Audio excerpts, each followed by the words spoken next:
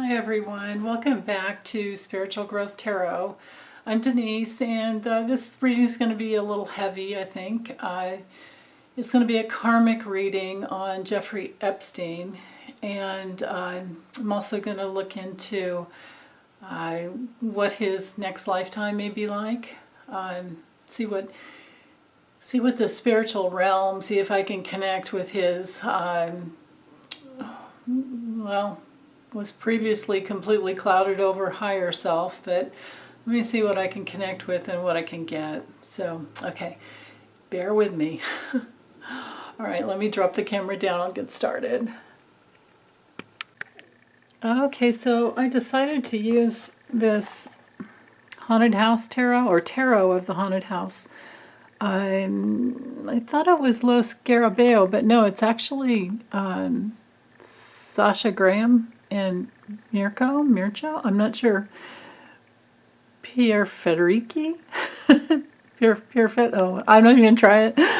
Anyway, it's dark. It's a dark deck. And I chose it because I don't know anybody darker that I could think of besides Jeffrey and Ghislaine.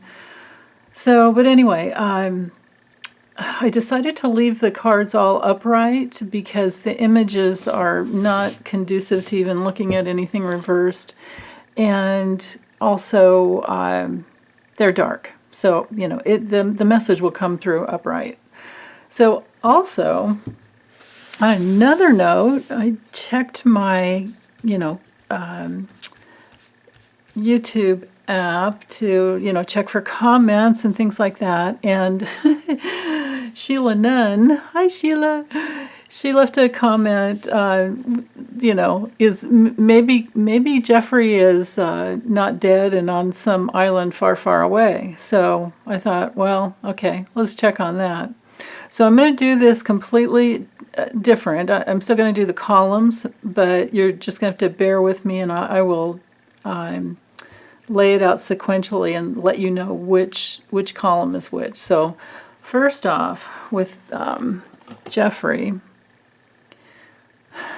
dead or alive? Okay, let me pull the cards. Let me just tune into him and pull all the cards, and then I'm going to have to lift them up and show them to you. They're a little bit smaller. Okay. So his karma that he brought into this lifetime, or the lifetime, I think that he had.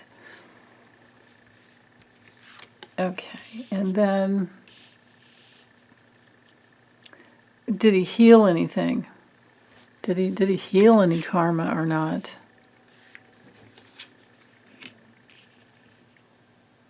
Wow. Okay, the next column is going to be the karma in his next lifetime. Well, I don't really have confirmation that he's dead or alive. Next lifetime, well, it could go either way. If he is still alive, then this would show, what still needs to be healed. So let's just go with that. Yeah. Okay. Presuming he's dead. Goodness, I can't laugh about this part. Did he commit suicide or was he murdered?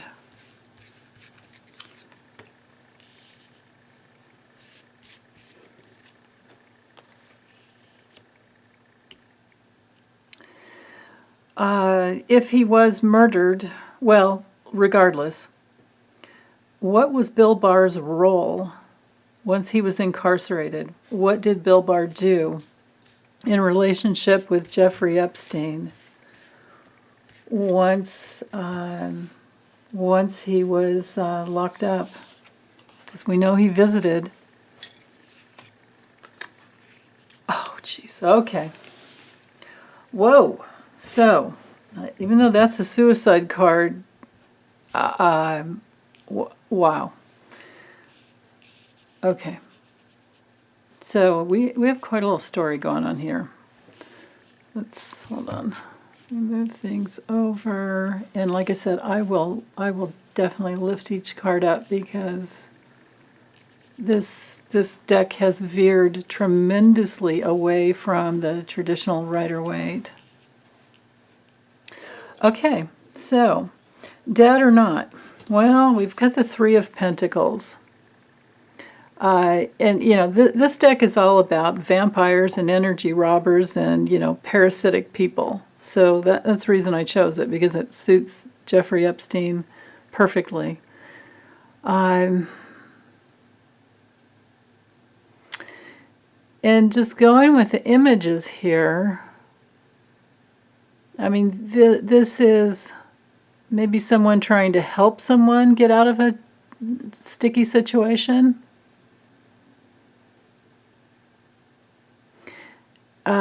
It's ruled by Capricorn. I wouldn't say, it's Mars in Capricorn, actually. I wouldn't say that it necessarily shows life. But it also isn't the death card. What do I have here? The Star. Yeah, wanting hope. Eight of Swords being completely restricted. Maybe he's in some deep, dark realm and he hasn't even crossed over yet. Yeah, this card is like not going anywhere. Okay. Still don't have the Death card. Justice. What is that? Nurse Ratchet? Jeez, this is a dark deck. But anyway, okay, let's stick here. I don't know how I can laugh. I guess I just have to. Okay, so Three of Wands. As far as alive or not, well, this is a card of plans, you know, just going with it. Maybe these two cards are revealing that I went with a comment that maybe we can't really get an answer to. I mean, I didn't get the Death card. Here's the Hierophant. Yeah, I'm going to give up on that. I guess one way I could do is a yes or no with my little Lenormand deck. Is Jeffrey Epstein, is he alive? Is he sequestered somewhere far away on an island? Is Jeffrey Epstein alive? No, he's not. That's a no card. Okay. It's a tricky question. No, he's not. He's not alive. Even though I didn't get the Death card. Yeah. Maybe this card, maybe this Three of Pentacles has to do with, you know, there was a body. There was a body produced. And why would anybody want to hide all that? And then the Three of Wands is, yeah, you can go searching and find the body. Okay. Which, you know, they had for the autopsy. But I am seeing something else over here, so I'll get to that in a moment. So his karma in this lifetime, the Page of Cups. This is the Page of Cups. It's kind of like a really young soul who could have been, you know, sensitive, but this is like broken dreams. I feel like this is, you know, dreams that he put out there and nothing ever came to fruition. And, you know, I think he had some bad relationships. I have no clue as to this guy's, you know, childhood. I think he had a pretty wealthy upbringing and went to the best of colleges. But for some reason or another, maybe he came in with such creepy karma that most women were repelled away from him. And, you know, because he had this penchant for only young girls. And then we have the Queen of Pentacles. Now, the dark side of this card, with the Queen of Pentacles, we're in that you know, consciousness and energy, you know, when it's in the dark side of being really, really selfish just to get whatever you want. And constantly worrying about money and being dependent on other people for your money. So, I mean, the guy was just, he was really distorted beyond belief. So has he healed any of it? Well, I think he had the focus for wealth and riches, and he did fulfill some of that, you know, with the Nine of Cups. Okay. But then, with the Seven of Cups, he got deluded with his money. He focused on all the wrong things, and he really lived in a fantasy world. You know, he was very secluded. And, you know, of course he would have that's why he had Epstein's Island. And, I mean, this card is just like chasing fantasy is what I just heard for him. So, no, I wouldn't say he really healed anything. He could have been much more sensitive and focused, you know, on developing his emotional body, but instead he went to just the materialistic side of life. Now, this column here is his karma for his next lifetime. I don't think do I even need to lift that card up? I mean, this is the Nine of Swords. Everyone knows this is the dark night of the soul. This is excessive worry. This is something that takes a lot to get out of. I mean, you have to have your come to Jesus moment and be on your knees to get out of this one. This card is about depression and failure and trauma and, you know, like a nightmare reality. So if he comes back, or when he comes back in, that's what's coming. And then with the King of Swords, he's going to be under somebody else's, like, domain, somebody else's, like... I just heard George Bush say strategery. George W. I just heard him say strategery. Now, let's don't bring George W. into this in this way. I mean, yeah, the guy's guilty of other things, but not. I don't think anything like this at all. But I don't know why my sense of humor is coming in so much with this reading. This is crazy. This is dark. Anyway. The King of Swords, when the consciousness and energy is not working correctly, is somebody who is very, very corrupt and manipulative and has no integrity and no morals and is very cold and numbed out. And that's exactly, you know, who he may incarnate under. This may be like his father in his next lifetime. And he's, you know... And who knows, maybe it's a repeat from another lifetime. I don't know. But he did come in, you know, somewhat sensitive, but didn't know how to manage it and just went towards the money. It's really weird. I get the feeling he was kind of introverted, but just went towards the money because, of course, he wanted that power. And then he had this penchant for young women. And who knows, you know, what else. Okay, so suicide or not? Well, what do we have here? The King of Cups. I would say no with this card. I mean, this, you know, if it were reversed, and I would have to read it that way because we're in Jeffrey. We're in, you know, Jeffrey Epstein's domain. So, yeah, this guy's abusive and manipulative and very intolerant. But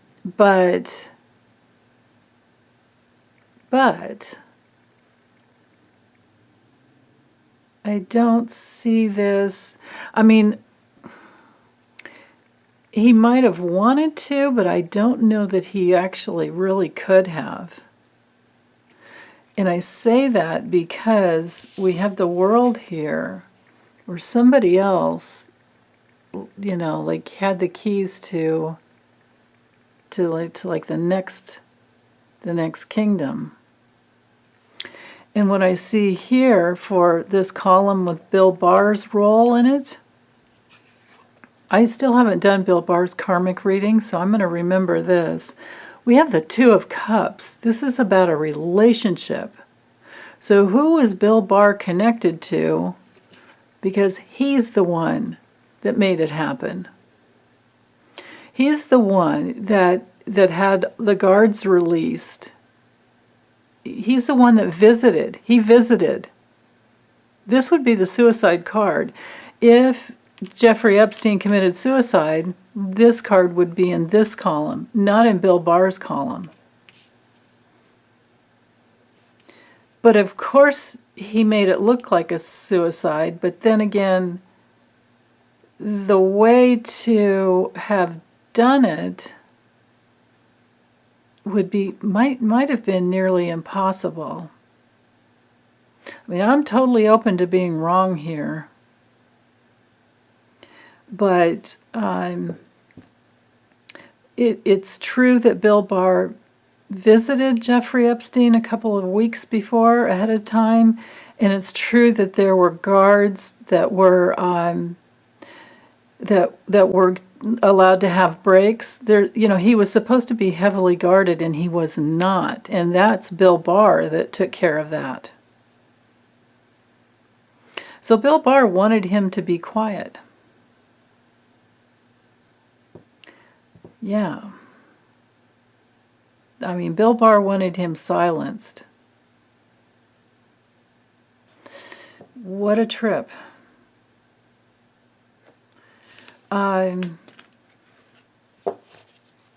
Yeah.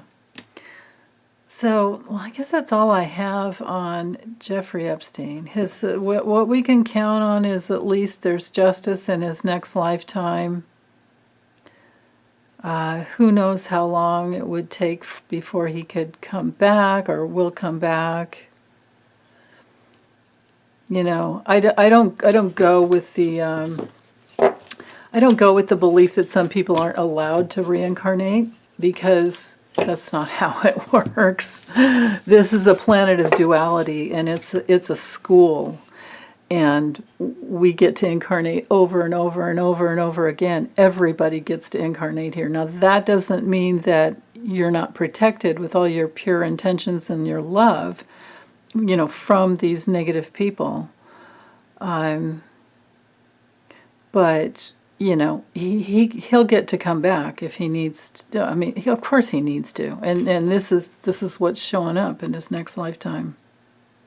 He'll be under somebody else's, he'll be the pawn of somebody else, because he's created a nightmare. He has coming back to him everything that he did to those girls. You know, whether there was any rape or it was just all like erotic massage, whatever it was. And I think that, you know, we can trust, what's her name? Virginia Giuffre. Used to be Roberts, I think. Virginia Roberts Giuffre, who has named many, many people. I read an article on, if you want to go to rollingstone.com, they have an article about all the people that were supposedly connected to Jeffrey Epstein, that she called out, that she's alleging charges against. So I'll be reading on them. Bill Barr will be the first one, but I'm going to read on Les Wexner, Alan Dershowitz, Bill Clinton, Mark Epstein, his brother, and even Alex Acosta. And I might throw in some of the other ones that we don't know. There was a French Jean-Luc Brunet, I think. Brunel, I can't remember. It's a French modeling agent that supposedly supplied like thousands of young girls. So there's that. But this column over here with Bill Barr in his role in Jeffrey Epstein's death, this is very, very telling. Yeah. Okay. Well, I'm going to close this up. This is gross. I'm going to get out of here. Okay. Thanks, you guys. Bye.